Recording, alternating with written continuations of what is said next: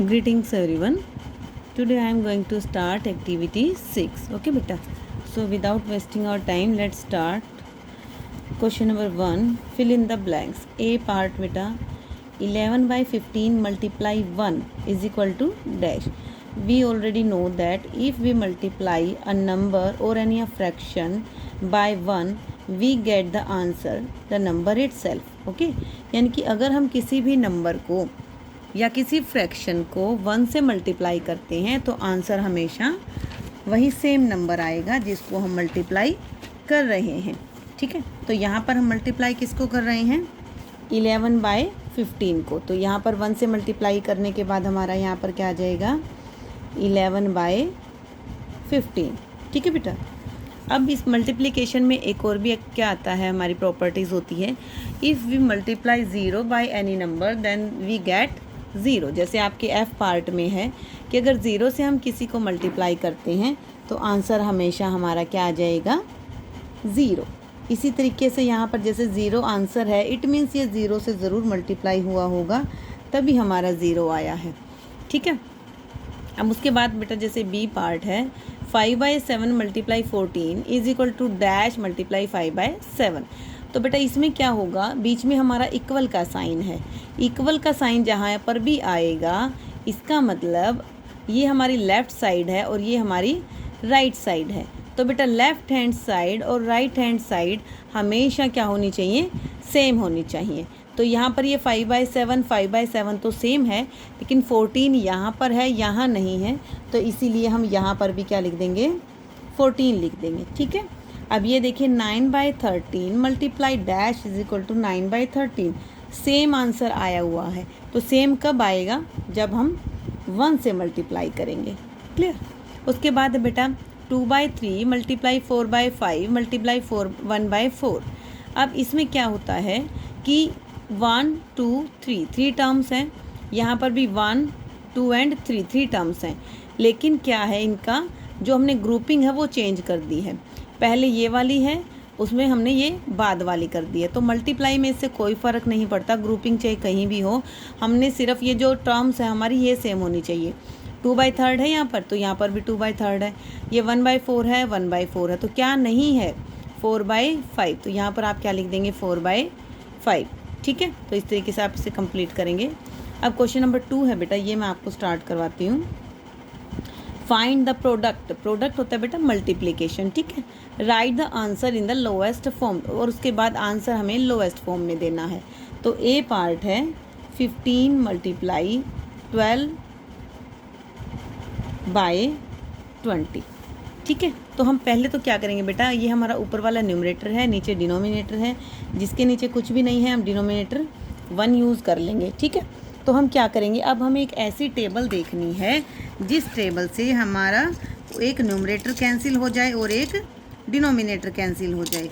ठीक है. आप इसको ऐसे भी कह सकते हैं कि हमारा एक हमें ऐसा नंबर देखना है जिसकी टेबल में न्यूमरेटर भी आए और डिनोमिनेटर भी आए. जैसे 4 की टेबल है बेटा, 4 की टेबल में 12 भी आता है और 4 की टेबल में 20 भी आता है. तो हम इसे कट कर देंगे. देखो कितने पे जाएगा? 4 3 ज़ा 12, 4 5 ज़ा 20. ठीक है. अब ये वाला बच गया और 3 बच गया. 3 तो प्राइम नंबर है, वो किसी से होगा ही नहीं कट. अब ये 15 है, ये 5 है, तो 5 की टेबल से कट सकता है ये. जो कटने के बाद क्वोशिएंट आएगा उसको आप लिखेंगे यहाँ 5 1 ज़ा 5, 5 3 ज़ा 15. ठीक है. अब सब कट हो चुका है. ऊपर 3 बच गया, नीचे 1 बच गया. तो अब ऊपर दोनों के बीच में क्या है बेटा? मल्टीप्लाई का साइन है, तो हम मल्टीप्लाई कर देंगे. 3 3 ज़ा 9 डिवाइड 1. तो 1 आप चाहे लिखें या ना लिखें नीचे, ये आपका क्या आ जाएगा? आंसर आ जाएगा. ठीक है बेटा. तो इसी तरीके से हम एक क्वेश्चन और कर लेते हैं. जैसे डी पार्ट है आपका, इसको हम पहले स्टेटमेंट को उतार लेते हैं. ठीक है. अब ये बेटा आपको मिक्स्ड में दे रखा है. ठीक है. आपको किस में दे रखा है? ये मिक्स्ड में दे रखा है. तो पहले हम इसको इम्प्रॉपर में चेंज कर लेंगे. कैसे करेंगे? 16 को 6 से मल्टीप्लाई करेंगे. ठीक है.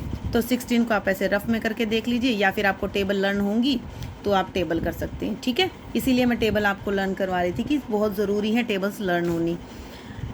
ठीक है। तो अब आपका ये आएगा 96, 16 6 96 प्लस 1 96 7 बाई 16 मल्टीप्लाई 36, इसके कुछ नीचे नहीं है तो हम 1 लगा देंगे। अब देखिए ये कितने पे जा रहा है, ठीक है, तो हम पता चल रहा है हमें देखने से ये 4 पे जा रहा है। 4 4 ज़ा 16, 4 9 ज़ा 36, ठीक है। अब ये 4 से ना तो 97 जाएगा और 4 से 9 भी नहीं जाएगा, तो हम क्या करेंगे, जब किसी से नहीं जा रहा है तो ऊपर वालों की मल्टीप्लाई करेंगे, डिनोमिनेटर को नीचे लिख देंगे। ऊपर क्या है न्यूमरेटर में 97 और 9, तो रफ कॉपी में 97 और 9 की क्या कर देंगे, मल्टीप्लाई कर देंगे, ठीक है। 9 7 ज़ा 63, 3 6 कैरी, 9 9 ज़ा 81 प्लस 6 87, ये आपका आ जाएगा 873 डिवाइड 4। आंसर बेटा हमने किस में देना है, लोएस्ट फॉर्म में, तो लोएस्ट फॉर्म के लिए हमें इसको क्या करना पड़ेगा, डिवाइड करना पड़ेगा। तो हम यहाँ पर 873 को 4 से डिवाइड कर देंगे। 4 2 ज़ा 8, 7 4 1 ज़ा 4, कितना बच गया बेटा 3, ऊपर से 3 आ गया, 4 8 ज़ा 32, 1 बच गया, ठीक है। तो अब देखो क्वोशिएंट कितना है हमारा 218, रिमाइंडर 1 और नीचे डिवाइजर हमारा 4, ये आपका क्या आ जाएगा आंसर, ठीक है। तो इस तरीके से हमने इनको करना है, ये सभी पार्ट सेम है आपके सेकंड के, क्लियर, ऐसे ही आप करेंगे। उसके बाद थर्ड क्वेश्चन है बेटा 7 बाई 8 ऑफ 16 बाई 21, ये देखिए क्वेश्चन सारे के सारे ये बिल्कुल सेम है, इनको करने का तरीका बिल्कुल वही है, सिर्फ स्टेटमेंट इन्होंने चेंज कर रखी है, तो स्टेटमेंट हम उनके हिसाब से ही ले लेंगे। ये देखिए ये देखिए क्वेश्चन नंबर 3 का ए पार्ट 7 बाई 8 ऑफ 16 बाई 21 ये है, ठीक है। तो अब ये देखो बेटा क्या करेंगे, ऑफ का मीनिंग हमने सिंप्लीफिकेशन वाले चैप्टर में भी किया था, क्या है ऑफ का मीनिंग 7 बाई 8, ऑफ की जगह हम मल्टीप्लाई लगा देंगे। अब ये स्टेटमेंट होगी, तरीका वही। अब कोई ऐसी टेबल देखो जिससे हमारा एक न्यूमरेटर कट जाए और एक डिनोमिनेटर कट जाए, तो बेटा ये भी कट रहा है और ये भी कट रहा है, ये तो 7 से कट रहा है और ये 4 से भी कट रहा है, 2 से भी कट रहा है, लेकिन हमें बड़ी टेबल से कट करना है, तो पहले 7 वाले को कट कर देते हैं। 7 1 ज़ा 7, 7 3 ज़ा 21, ठीक है। अब ये हम 4 से कट कर देते हैं। 4 2 ज़ा 8, 4 4 ज़ा 16, अब ऊपर बचा 1 और 4, नीचे बचा 2 और 3, तो अब ये कुछ कट नहीं होगा, तो 4 को ऊपर वाले से 4 1 ज़ा 4, 2 3 ज़ा 6, तो बेटा ऊपर छोटा है नीचे बड़ा, तो यही हमारा क्या आ जाएगा आंसर, क्लियर। तो इस तरीके से आपने ये थर्ड वाले के भी सभी पार्ट्स करने हैं, जिसमें मिक्स्ड दे रखा है, पहले आप उसे इम्प्रॉपर में चेंज करेंगे, उसके बाद आप उन्हें मल्टीप्लिकेशन करेंगे, ठीक है। जैसे एक मैं चलो बता भी देती हूँ ये वाला क्वेश्चन करके। अब ये देखिए, पहले इसको इम्प्रॉपर में चेंज कीजिए। 2 1 ज़ा 2 प्लस 1 3, 3 बाई 2, ऑफ का मतलब मल्टीप्लाई, 3 5 ज़ा 15, 15 प्लस 4 19 बाई 5, ठीक है। अब ये देखो बेटा कुछ भी नहीं कट रहा इसमें, ना 3 5 से कटेगा, ना 2 से कटेगा, ना ऊपर कोई इवन नंबर नहीं है तो 2 से भी नहीं कटेगा, तो हम क्या करेंगे, इनको मल्टीप्लाई कर देंगे डायरेक्ट। 19 को 3 से मल्टीप्लाई करेंगे, 5 को 2 से मल्टीप्लाई करेंगे, 5 2 ज़ा 10, एंड यहाँ पर करेंगे 19 को 3 से, 19 को 3 से करेंगे तो 19 3 ज़ा 57, ठीक है। आप ऊपर बड़ा है तो हम इसको डिवाइड कर देंगे, तो हमारा क्या आ जाएगा 5 × 7 बाई 10, ये आपका आ जाएगा आंसर, क्लियर बेटा। इसी तरीके से बेटा फोर्थ क्वेश्चन को आप करेंगे। फोर्थ में जैसे ये मैंने अभी आपको बताया है वही है, सिर्फ यहाँ पे ऑफ नहीं है, सीधा इन्होंने मल्टीप्लाई कर रखा है, तो इसको हम क्या करेंगे, पहले इम्प्रॉपर में चेंज करेंगे, जैसे अभी हमने यहाँ पर बताया, ये वाला आप समझ लो, यहाँ पर इनको पहले इम्प्रॉपर में चेंज करेंगे तो ये हमारा मल्टीप्लिकेशन में आ जाएगा, और सेम ऐसे ही करना, आपने फर्स्ट और सेकंड हमने जैसे करवाया है सेम वैसे ही करना, कुछ भी चेंज नहीं है बेटा उसके अंदर, ठीक है। एक क्वेश्चन मैं बता देती हूँ, वैसे वीडियो काफ़ी लंबी हो गई है, अभी तो हमारे क्वेश्चंस रहते भी हैं, तो एक पार्ट मैं बता रही हूँ आपको, बाकी फर्स्ट सेकंड थर्ड सारे के सारे पार्ट बिल्कुल सेम है, एज इट इज़ हैं, ठीक है। 7 1 ज़ा 7 plus 2 9 by 7 multiply 3 × 5 15 plus 1 16 by 5, ठीक है बेटा। तो इसमें भी देखो 9 16 एंड 7 5, तो दो चारों में से कोई भी ऐसा नहीं है जो किसी से कैंसिल हो जाए, हम सिंपल इनको मल्टीप्लाई करेंगे वो यहाँ लिख देंगे, इनको मल्टीप्लाई करेंगे वो यहाँ लिख देंगे। उसके बाद डिवाइड करके मिक्स्ड में आप इसको आंसर लिखेंगे। ठीक है, इस तरीके से आपने ये करने हैं बेटा। अब नेक्स्ट है आपका क्वेश्चन नंबर 5। क्वेश्चन नंबर 5 को आप बुक में पढ़ेंगे। पहले तो स्टेटमेंट को हम बुक में पढ़ेंगे। Okay, let's start. Maya reads 3/5 of the book in a day. एक दिन में बुक किसी भी बुक के 3/5 पेज पढ़ लेती है। ठीक है। If the total number of pages is 125, अगर उस बुक में टोटल पेज 125 हों, how many pages did she read, तो उसने कितने पढ़े।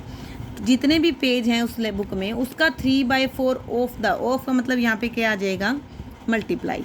ठीक है, तो हम सबसे पहले लिखेंगे टोटल पेजेस ऑफ,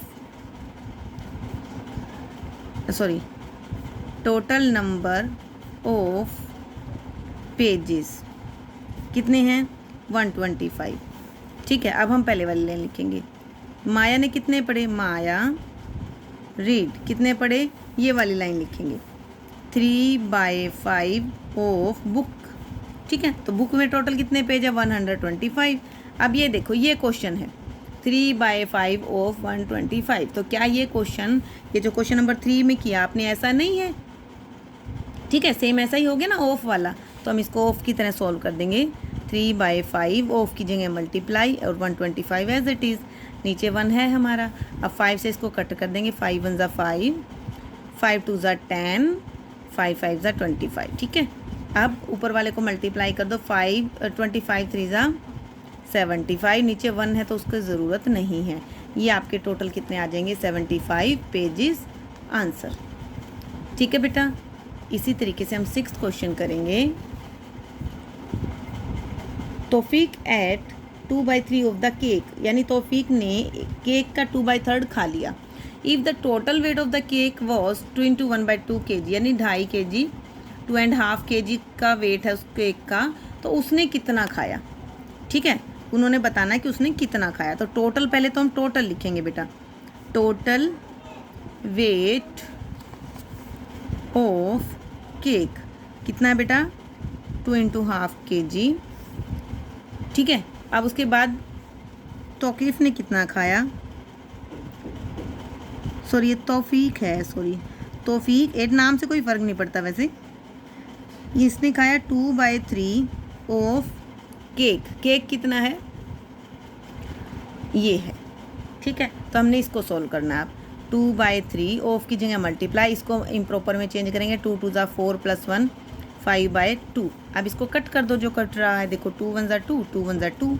ये तो कट ही नहीं रहा, तो सीधा हम क्या लिख देंगे, 5/3। अब ये 5 ऊपर बड़ा है तो इसको हम इम्प्रॉपर में चेंज करेंगे। डिवाइड करके देख लेना, आएगा आपका 1/2/3 kg। ये आपका क्या आ जाएगा, आंसर। क्लियर बेटा। नाउ क्वेश्चन नंबर 7 नहीं, सॉरी, ये ए पार्ट था, ये बी पार्ट था और ये सी पार्ट है। अब सी पार्ट करेंगे। Sameer spend 5/7 of the money on the book. उन्होंने, समीर है एक लड़का, उसने 5/7, उसके पास जितने भी पैसे थे उसमें से 5/7 अपनी बुक्स पे खर्च कर दिए, जबकि अनुज ने 2/3 अपने बुक पे खर्च किए हैं। इफ़ दे बोथ हैड ₹2100, अगर दोनों के पास 2100 रुपीज़ हैं तो किसने ज़्यादा खर्च किए और कितने ज़्यादा खर्च किए। ठीक है, तो पहले हमें ये पता लगाना पड़ेगा किसने कितने खर्च किए, तभी तो हम बताएंगे ना किसने ज़्यादा खर्च किए। तो सबसे पहले हम लिखेंगे टोटल मनी। टोटल मनी ये है आपका 2100। अब लिखेंगे समीर स्पेंट, समीर ने कितने खर्च किए, इन्होंने किए 5/7 ऑफ हिज मनी, यानी कितना है 2100 का 5/7। तो इसका हम पहले निकाल लेंगे, ऑफ की जगह मल्टीप्लाई कर देंगे। ये 7 से कट गया, 7 3 ज़ा 21 और 20 एज इट इज़। अब 5 से इसको मल्टीप्लाई करेंगे, 10 5 3 ज़ा 15। ठीक है बेटा, तो इसने तो 1500 रुपये खर्च कर दिए समीर ने। तो अब दूसरे का हम निकालते हैं अनुज का। तो अनुज स्पेंट, अनुज ने किए बेटा 2/3 ऑफ 2100। ठीक है, तो 2/3 ऑफ की जगह मल्टीप्लाई 2100। अब ये देखिए 3 से कट गया, 3 1 ज़ा 3, 3 7 ज़ा 21 0 0 मल्टीप्लाई कीजिए 2 से, 0 0 2 7 14 रुपीज़। तो बेटा देखो किसने ज़्यादा खर्च किए, तो आंसर लिखेंगे समीर स्पेंट मोर। ठीक है, अब उसने पूछा कितना, हाउ। देखो ये 1500 था, ये 1400 है। ठीक है, तो हम क्या लिख देंगे, यहाँ पर ही लिख देंगे ही स्पेंट, हम यहाँ पर करके भी दिखा सकते हैं, 500 माइनस 1400, इसको हम ब्रैकेट में कर देते हैं, is equal to 100 rupees more. ये आपका क्या आ जाएगा आंसर। ठीक है बेटा, ये आपकी एक्सरसाइज यहाँ पर कंप्लीट हो गई है। इसे अब आप अपनी फेयर नोटबुक में करेंगे। क्लियर।